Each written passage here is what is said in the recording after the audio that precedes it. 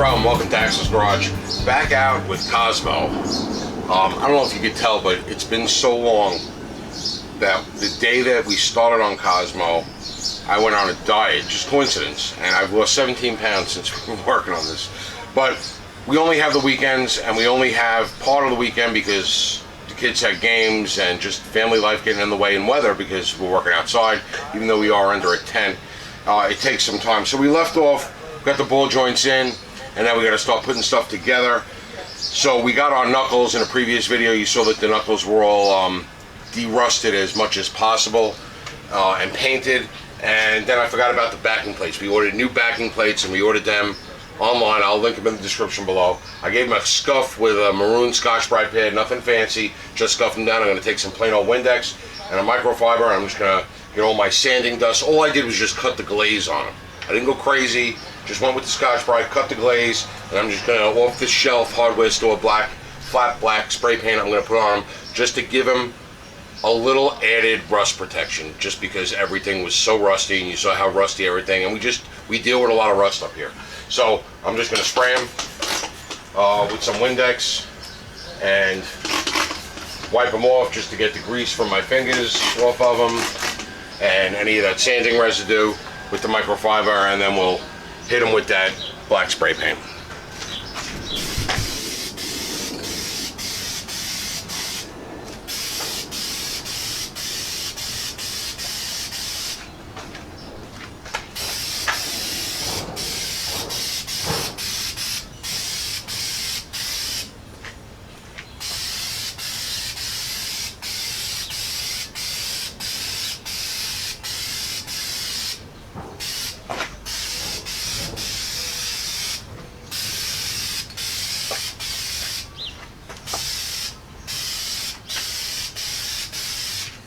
Look at this off the shelf from Ace. What a nice spray nozzle it has on it. Gives you some nice coverage, really does. Show you what it's like. Oh look who's home. The little guy, looking really big, little guy. Some flex action? That's the best I can do right now. Did you just get back from the gym? Yeah, training. I got tire smudge on my shoulders. Tire smudge? Are you flipping tires? Yeah. All right. I think Little Steve-O, those of you that have been watching for a long time, Little Steve-O, I'm going to put a picture in right now of Little Steve-O on an early Axel's Garage video. All right, so we got a coat on here. Like I said, nothing fancy. I'm out, fine sanding it, wax and grease removal. Just a little scuff, clean them off, 2 coats of spray paint, right? We just want these trucks to last a little while. If they last 10 years, I'm happy. 20, I'd be even happier. All right, so it's been a week. Did get some rain spray on it. Nothing too bad. What I'm going to do here is, just because without the knuckle in the way, it's just easier. So I'm going to grab one of the Zerks out of one of the bags. Really doesn't matter which Zerk you grab, the upper and the lower, they should be the same size. 5/16 wrench does it, and gonna thread the Zerk in. Just without an obstruction, it's just easier. This Zerk doesn't stay in. This Zerk is only going to stay in while we grease it, and then just make sure you don't cross thread it. It can be a little pain to get in.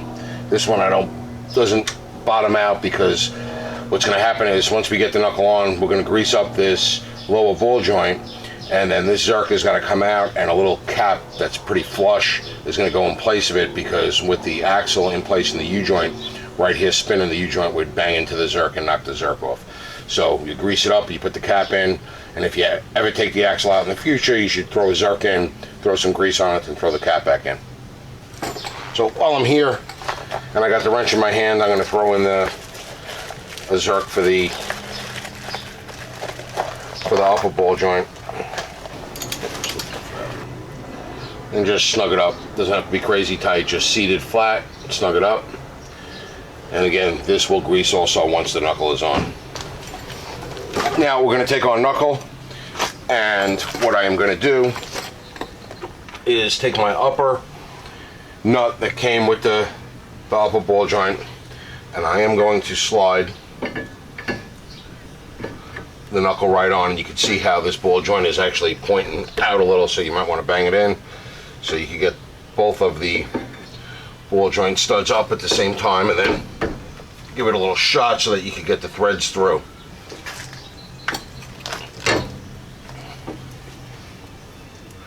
But once you get the threads started, where you could just put the nut on a little bit, put the nut on a couple threads that'll hold that knuckle or spindle. It's really not a spindle, it's more of a knuckle in place. Now the new lower ball joints, the thread size is the same as the old lower ball joints, but they came with these giant nuts, and I don't know what size they are, but I do not have a metric or a standard socket that fits this size. Probably an open end wrench that does, but I can't torque with an open end wrench. So I took my old nuts off the old ball joints. So the thread size is the same, but the nut is 1 1/8", or I think it's a 22 millimeter maybe. But I am going to use the old one.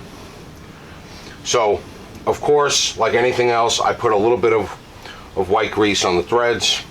There's not many threads sticking through, so I'm just going to put a little bit on the nut side. You don't put white grease on the ball joint shafts, because those need to seat. They're tapered. They need to seat and seat solid in the knuckle itself. So I do put a little bit of white grease on the threads just to make it easier for the next guy, because the next guy may very well be you. And I get this one just started a little bit, and then just so I could straighten out the two ball joint shafts to get this up a little bit higher, we can just start to tighten this a little bit, and you can see it'll pull the two shafts in line as they start to go through, start to come into the tapered seat. And this one actually I could sort of keep going till it gets tough at this point.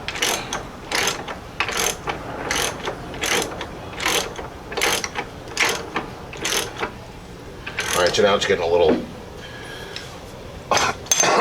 tight. So now you see this gap here?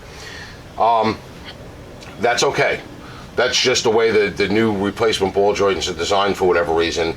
It'll close up a little bit when this grease boot expands and we fill it with grease. It's the same distance. The spindle, if it's on the lower ball joint, you know, so that you can get a cotter pin in, and it's on the upper ball joint so that you can get a cotter pin in, it's at the right spot. It gives an odd look, but the spindle didn't move. The distance between the upper and the lower didn't move. The distance that this is from anything else in the suspension didn't move. It's just the way it looks here because the boot doesn't go all the way down to the knuckle itself, where in the old original ball joints the boot went all the way down to the knuckle. All right, so with this one snugged up, I'm going to take this one off, which I gotta turn this way, and I could take just a dab of white grease, put it on the first couple of threads,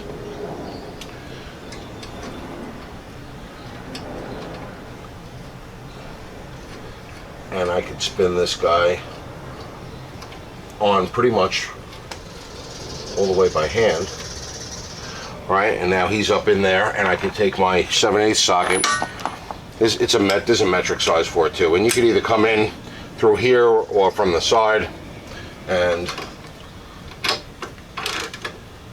snug this one up as well.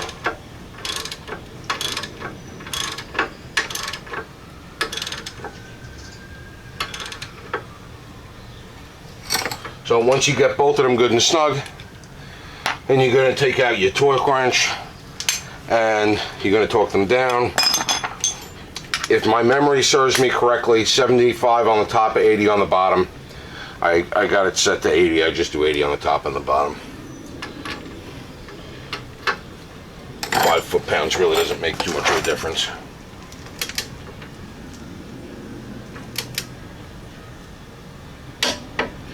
is my 80. I'll switch my sockets.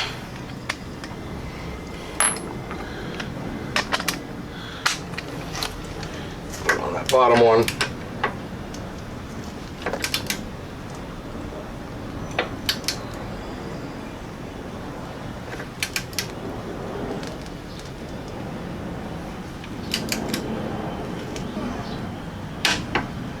$80. And now what I do like to do is just check the top one. Because remember, they're connected.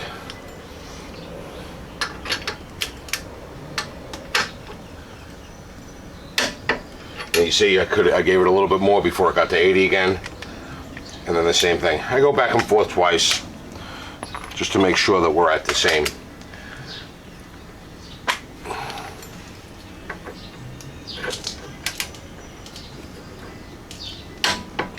Yep, it's there. And remember, when you're using a torque wrench, each click is actually adding torque. So if you put it to 80, and you like click it 3-4 times, oh, 80, good, like this. Right there, that's 80. And if I relax it and hit it again, I'm gonna go a little bit more than 80. I don't want to do that though. So I got them both at 80, and now what I'm going to do is I'm going to look and see if my cotter pin hole is lining up. And if it is lining up, I can slide the cotter pin through. If it's not, you're going to tighten till it hits that next hole. So, digging through my bags of stuff.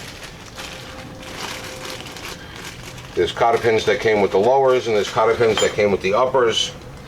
They might be the same size, they might not. These look like they're the same size. There's a cotter pin in there.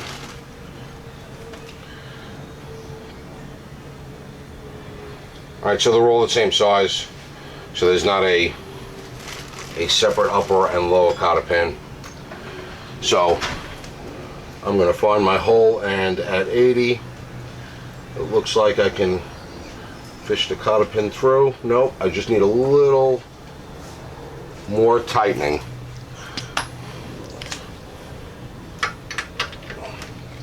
So I'm just going to go a little more.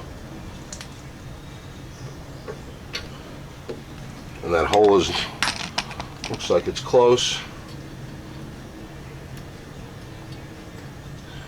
Get it through now, just need a hair more.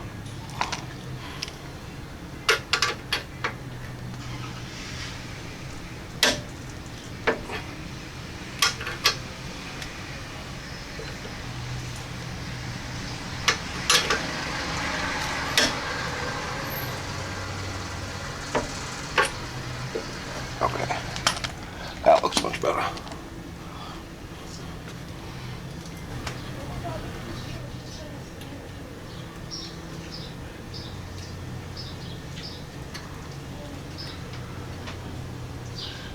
All right, so my cotter pin's through, and now you can bend it over, cut it, do however you would do with your cotter pin. I'm not looking to get into the giant cotter pin debate on the right or wrong way of getting the cotter pin through.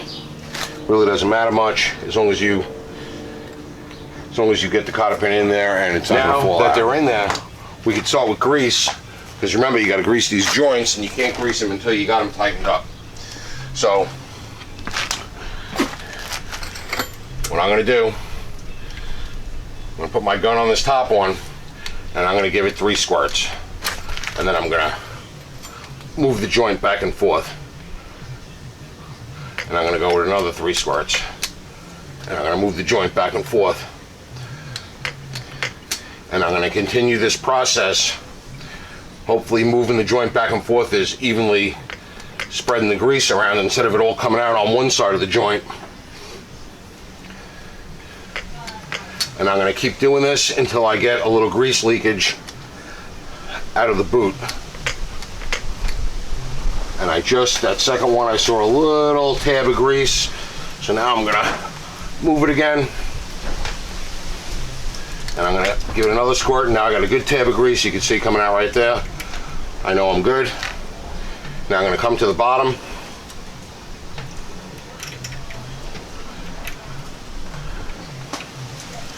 And I'm gonna get my gun on there. Again, 3 squirts. Move that joint. 3 squirts. Move that joint.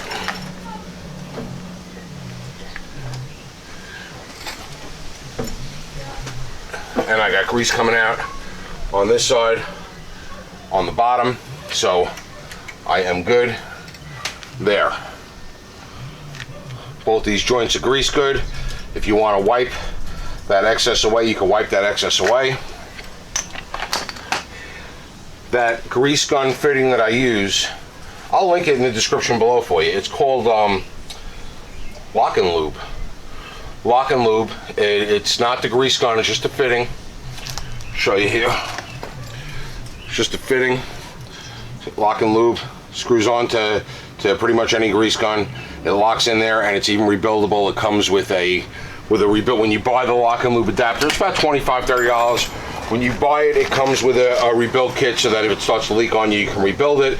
And if you run out of rebuild kits, you're doing a lot of greasing. But if you run out of rebuild kits, you could always order more, or you could just get a whole new thing. Got my extra grease on this side that came out of the boot. Right, and if you want to be neat and clean it up, you can be neat and clean it up. All right, but now we have this Zerk in there that has to come out. So let me go through my bag of parts and find my Zerk cap. There's one. Where's my other bag? There's the second one. And there's your little Zerk cap. I don't know if it's going to be 5/16 or not. Let's see here.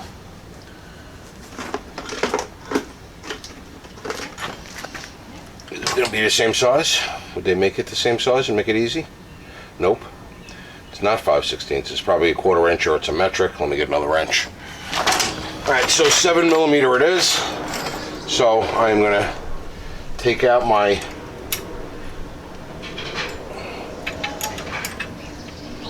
Zerk fitting on my lower joint only. You don't have to do this on your upper. Alright, and I am going to thread in this little cap, and it is 7mm, not 5/16 on that, because, you know, why make it the same size? Maybe a 7mm fits on the Zerk, I don't know. Alright, so you got it on your cap, get it in there snug. Alright, and now that cap will not interfere with the U-joint when it's spinning, and you have a greasable joint there. Requires the axle to come out, but at least you have a greasable joint. We know it's full of grease, so we're good there. And that is it for putting these knuckles in. Now, in the next video, we can get and prepare our axles and axle stub U-joints and change that front diff load. So that is it for this video. Got the knuckle on, we got our backing plates painted, and now we're going to go get our axles all done, set up, and get that front diff cover off so that we can put new fluid in there while we're doing all this work. Hope you enjoyed the quick video. As always, thanks for watching.